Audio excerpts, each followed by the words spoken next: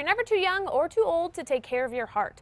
Preventing heart disease means making smart choices now that will pay off for the rest of your life. Joining us now is the head of cardiology at Sandoval Regional Medical Center, Harry. Hi, thank you so much for coming in. So I don't know if you all knew this, I'm sure you did, but February is actually Heart Month. So of course today we're going to talk about taking care of your heart. So let's talk, what's the most common cause of heart disease? Okay. The most common cause of heart disease is a condition called coronary artery disease. Okay. That is blockage of the coronary arteries. Okay. And this happens to be the most common disease that afflicts people, the most common disease that kills people. Oh, okay. Now what causes coronary artery disease? What causes coronary artery disease is the deposition of cholesterol and other fats in the inside of arteries. So the arteries are like pipes that convey blood, and a substance called cholesterol gets deposited inside, and it starts to block it, just like when you can look at an old water pipe. Yeah. It is blocked, and that causes problems of blood supply to the heart. It can cause a heart attack. It can cause various damages in the heart. Now, if somebody has this, is it something that they can actually feel? How do you know that you have coronary artery disease?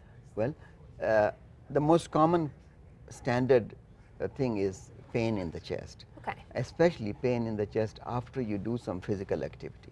So if you walk up a flight of steps and at the end of the top of the steps you are having pain right here, that is classic of the angina pectoris, which indicates that the heart is not getting enough oxygen. Okay. Now, if you have that feeling, the pain in the chest after walking up the stairs, at that point, like, is it too late, or can these things be fixed? No, they can be fixed. That's great. The good news is, in the last 30 years or so, there has been so much advancement of our understanding of coronary artery disease, and also of the ways in which it can be treated and prevented. Okay. So it can certainly be treated effectively, yes. Now, of course, we would rather prevent it in the first place. Absolutely. So what are some ways that we can prevent this? Okay. The way to prevent coronary artery disease is to avoid what are called the risk factors. Okay. The risk factors for coronary artery disease are high blood pressure. So if you have high blood pressure, you must treat it effectively, keep in touch with your doctor, make sure it's well controlled. Okay. Second thing is diabetes. Diabetes promotes the development of blockage. So you must keep your diabetes in good control. Of course, if you're diabetic, don't eat sugar, for heaven's sakes. Yes. You know, you can't cheat a little bit, you are hurting yourself a little bit. Yeah. That's what it is. Absolutely. In the same way, there is the level of cholesterol in your blood. It's called hypercholesterolemia. Okay. If you have too much cholesterol, there are medicines to treat it, there's dieting to treat it. The next thing is, if you have stress in your life, how to relieve the stress, so that too comes in. And I'm sure a lot of people have stress. Yes, indeed. But most importantly, if you are doing regular physical activity, you can do 30 minutes of brisk walking is enough for an older person. That's fairly But simple, it's and it very helps your simple. heart. And you know what?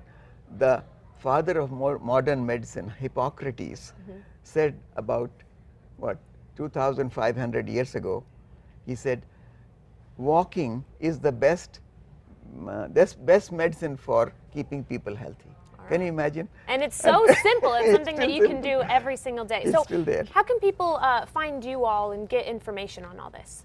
Okay. Well, I work at Sandoval Regional Medical Center. I'm the head of cardiology there. But you can, of course, check online. You can come and visit us.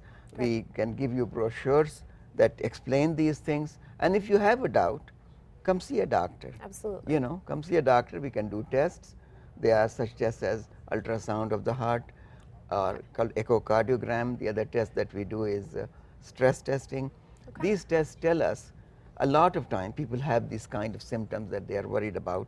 And we do the test and we say, look, your heart is okay, not to worry, but here are the things you can do to prevent it. Well, thank you so much for coming in and sharing this with us. Happy Heart Month to you. And if you guys want a recap of what we talked about here or a link to their website, just head over to casa.com. But for now, we're going to